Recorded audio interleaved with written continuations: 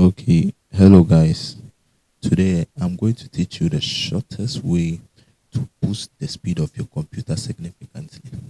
Okay, first on click on start button. Then you search for environment and you see the edit the system environment variables. So you click on it. After clicking on it, you head on to performance and you see settings here. Make sure it's on advanced.